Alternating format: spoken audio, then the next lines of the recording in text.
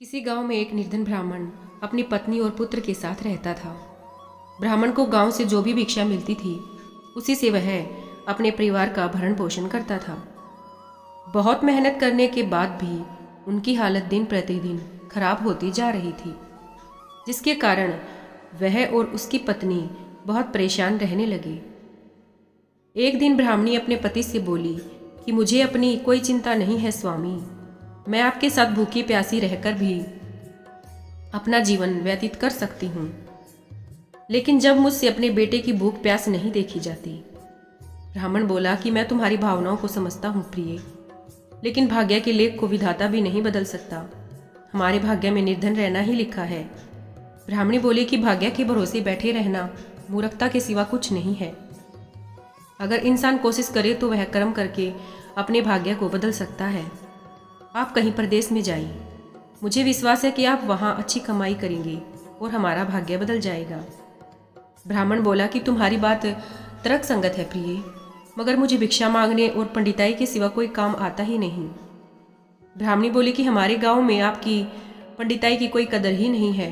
किसी दूसरे गांव या नगर में आपकी पंडिताई चल निकले तो हो सकता है कि हमारे बुरे दिन फिर जाएं और हमारी आर्थिक स्थिति में कुछ सुधार हो जाए।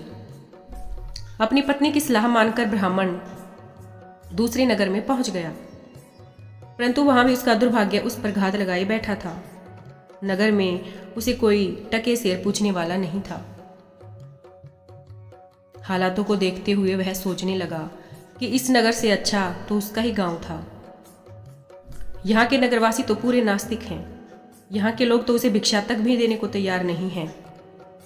यह सोचकर वह थक हार कर अपने गांव लौट आया और पहले की भांति पंडिताई करके और भिक्षा मांगकर अपना गुजारा करने लगा। एक दिन वह भिक्षा मांगकर लौट रहा था, तभी उधर से भगवान शिव माता पार्वती के साथ गुजरे। उस निर्धन ब्राह्मण की हालत देखकर माता पार्वती ने ब्राह्मण की तरफ संकेत करते हुए भगवान शिव से कहा कि आप इस ब्राह्मण को देख रहे हैं स्वामी। शिव बोले कि हाँ पार्वती, वह बहुत निर्धन है और दुखी भी है। पार्वती बोली कि आप उसके दुख का निवारण करें नाथ। एक तो ब्राह्मण, दूसरे दरिद्र, मुझसे उसका दुख देखा नहीं जाता। शिव बोले कि यह मृत्युलोक है प्रिय, यहाँ हर प्राणी किसी न किसी दुख से त्रस्त है और उसके भाग्य को बदला नहीं जा सकता। मगर पार्वती अपनी जिद पर अड़ी रही। अंत में हार कर शिव को पार्वती की बात माननी पड़ी और वह उस ब्राह्मण की मदद करने के लिए तैयार हो गई। जिस रास्ते से ब्राह्मण जा रहा था उस रास्ते में भगवान शिव ने एक सोने की ईंट डाल दी। उसी समय अचानक उस ब्राह्मण के मन में यह विचार आया कि क्यों न यह देखा जाए कि वह आंखें बंद करके कितनी दूर चल सकता है। यह सोचकर वह अपनी आंखें बंद करके चलने लगा और सोने की ईंट के बिल्कुल समीप से होकर आगे गुजर गया। काफी दूर जाने के बाद ही उसने अपनी आंखें खोली। वह यह सोचकर खुश था कि वह काफी दूर तक आंखें बंद करके चल सकता है। यह देखकर भगवान शिव मुस्कुराते हुए माता पार्वती की ओर देखकर बोले कि हमने तुमसे कहा था ना देवी कि वह ब्राह्मण भाग्यहीन है। भाग्यहीन मनुष्य कभी धन प्राप्त नहीं कर सकता। इसके बाद भगवान शिव पार्वती के साथ कैलाश पर्वत लौट गए। वहां पहुंचने के बाद भी पार्वती उस निर्धन ब्राह्मण के बारे में सोचने लगी। वह किसी न किसी तरह उस ब्राह्मण को देखना चाहती थी कि अब उसके साथ क्या हो रहा है और उसकी मदद करना चाहती थी। पार्वती को उदास देखकर भगवान शिव ने पूछा कि क्या बात है देवी, इतनी उदास क्यों हो। पार्वती ने भगवान शिव से निवेदन किया कि स्वामी, उस निर्धन ब्राह्मण का परिवार 3 सदस्यों का है। आप उनमें से किसी एक को धनवान बना दें। इस प्रकार ब्राह्मण परिवार की गरीबी दूर हो जाएगी। आप उन तीनों को एक एक वर दें। मुझे उम्मीद है कि वे तीनों आपसे दौलत का वर ही मांगेंगे। इस तरह वे धनवान बन जाएंगे।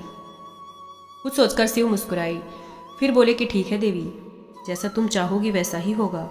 कुछ दिनों बाद भगवान शिव पार्वती के साथ उस ब्राह्मण के घर पहुंचे। साक्षात भगवान शिव और पार्वती को देखकर ब्राह्मण परिवार आत्मविभोर हो उठा। उन्होंने भगवान शिव और पार्वती के चरण स्पर्श किए।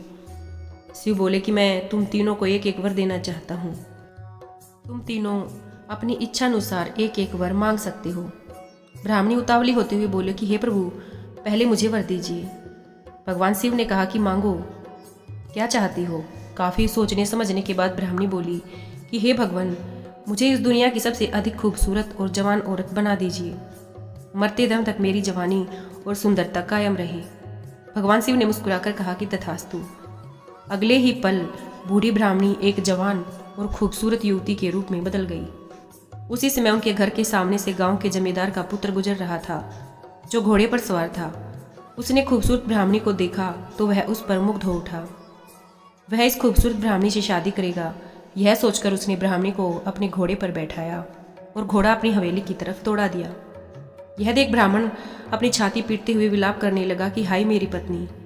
भगवान शिव सांत्वना देते हुए बोले कि रो मत ब्राह्मण, तुम भी मुझसे कोई वर मांग लो, जो मांगोगे तुम्हें वही मिलेगा।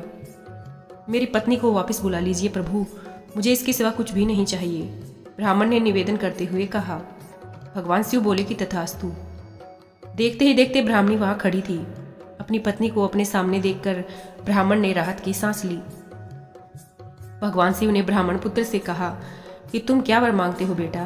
ब्राह्मण पुत्र ने काफी सोचने समझने के बाद कहा कि भगवान, मुझे कुछ नहीं चाहिए, लेकिन आप मेरी माँ को पहले जैसी बूढ़ी बना दीजिए।